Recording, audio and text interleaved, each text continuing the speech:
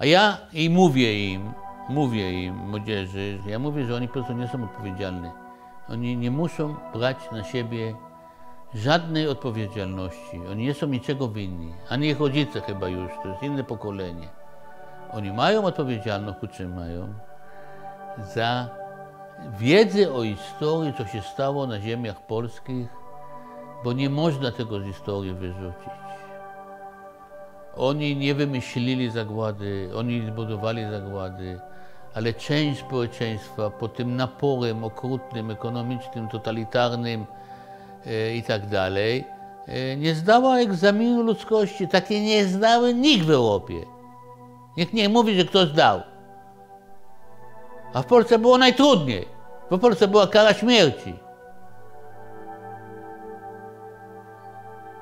O tym mówię. Nie można szkieletów tych, co wypadły z szafy i wyszły spod dywanu, te demony tego, co się stało, a straszno się dużo strasznych rzeczy, w tej strasznej sytuacji, która nie jest zwykłą sytuacją w historii, tylko jest sytuacją barbarzyńską. W sytuacji barbarzyńskiej nie można od zwykłych ludzi oczekiwać, że będą się wszyscy szlachetnie zachowywać. nie można. אי אפשר לייפות אנטישמיות. אי אפשר לייפות את הפולנים שרצחו יהודים בזמן השואה. הם לא עשו את עיקר השואה כי זה לא... אבל היה להם תפקיד נוראי, טרגי. האנטישמי הפולני יותר כואב לי מאנטישמי צרפתי, כי הוא שלי. אני גדלתי על ההיסטוריה הזאת. זאת אומרת, באיזשהו מקום. הוא יותר קרוב לי מה שאנטישמי צרפתי. זאת אומרת, כי זה הוא משתמש באידיומטיקה, בספרות, בשפה שלי. אז זה יותר כואב לי. Jak chcę, żeby był w kościele tablica na sprawiedliwego, na cześć sprawiedliwego tej wioski czy tego miasteczka.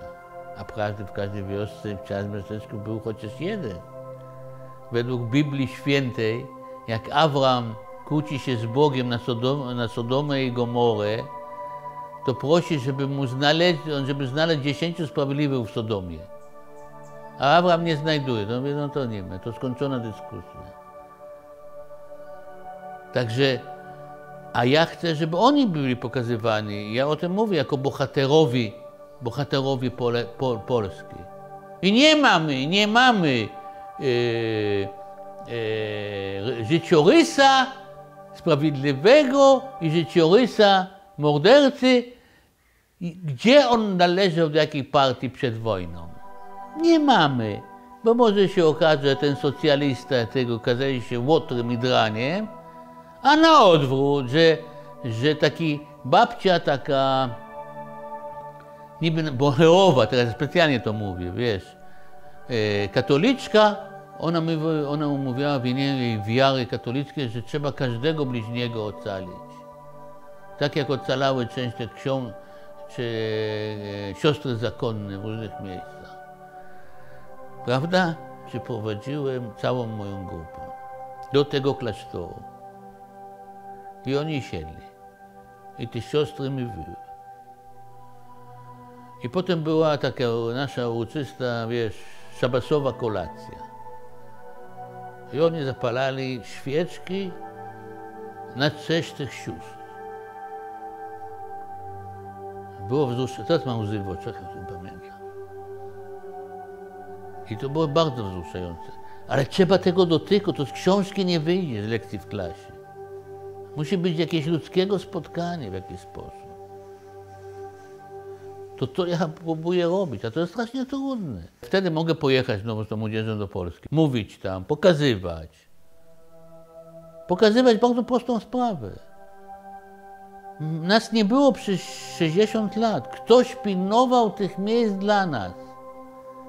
Auschwitz, Birkenau, Treblinka, Sowiwo, Belzec, Chełm nad Nerem. Ktoś jednak zbudował tam jakieś zręby pamięci, sfałszowane trochę przez PRL i tak dalej. To teraz są poprawiane, bo wszędzie jest nowe muzea, no poprawiane. Można stać w Lublinie, w Majdanku, przy tym pomniku Tolkiena, tak, tam na górze, i oglądać. I ja, wiesz co ja mówię? Ja wam powiem przykładowo, dobrze? I oni mówią, co was tutaj zdumiewa? I oni mówią, dużo część mówi, że miasto graniczy prawie z tym. Po pierwsze mówię, że miasto nie było tak blisko, a nawet jak było. To dlaczego to mogło być możliwe? Bo oni antysemici? Nie, to nieprawda. Bo oni tego mówią, słuchajcie, zanim tu przyprowadzili Żydów, to był obóz koncentracyjny dla Polaków. Tak samo jak Oświęcim, jak Auschwitz, prawda? I mówię im, nie bądźcie tacy mądrzy, bo żadne społeczeństwo nie może się obronić przy takimi ludźmi, jak dowódco akcji Reinhardt, jak Globocnik i jego banda. To zrobili jak dokładnie się broni przeciwko totalitaryzmie tak okrutnym i bezwzględnym? Co Polacy mieli zrobić? Zbuntować się? Oni razem wszystkich wyżynęli. Co mieli zrobić dokładnie? A co nasi zrobili? Kiedy był bunt w Treblince? Kiedy był bunt w getcie? Przedtem wyjechało 3/4, 4/5 Żydów z getta warszawskiego. Co było? Nic nie było. I ja nie osądzam tych ludzi, bo ja jestem dziadkiem, 12 wnuczek i synów. Jak mi coś takiej sytuacji, ja chyba bym ich objął rękami i pojechał. Tak jak Korczak swoimi dziećmi. A co się robi w takiej sytuacji? Jak nie jesteście w tej sytuacji, to nie wiecie, jak by się zachowali.